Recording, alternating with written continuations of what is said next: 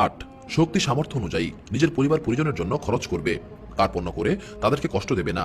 কৃপণতা মুমিনের বৈশিষ্ট্য নয়, কোনো মুমিন কৃপণ হতে পারে না।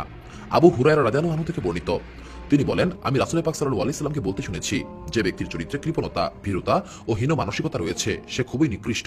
আবু দাউদ হাদিস নাম্বার 2511। 9 পরিবারের লোকদের আদব কায়দা শিক্ষার জন্য কখনো শাসন হতে বিরত থাকবে না। রাসূল পাক সাল্লাল্লাহু আলাইহি সাল্লাম বলেছেন, সাবধান, তোমাদের সবাইকে দায়িত্বশীল এবং তোমাদের প্রত্যেককেই তার দায়িত্ব পালন প্রসঙ্গে জিজ্ঞেস করা হবে। তিরমিজি হাদিস নম্বর 1705। তাই পরিবারের লোকদের সর্বাবস্থায় মহান আল্লাহ তাআলার হুকুম পালনে উদ্বুদ্ধ করতে হবে, প্রয়োজনে শাসন করতে হবে, সব পাপ কাজ থেকে বিরত রাখার চেষ্টা করতে হবে। 10 মহান আল্লাহ তাআলা সম্পর্কে তাদেরকে ভয় প্রদর্শন করতে থাকবে। পবিত্র কোরআনে ইরশাদ হয়েছে, আর তুমি তোমার নিকট আত্মীয়দেরকে সতর্ক করো। সূরা শুআরা আয়াত 214।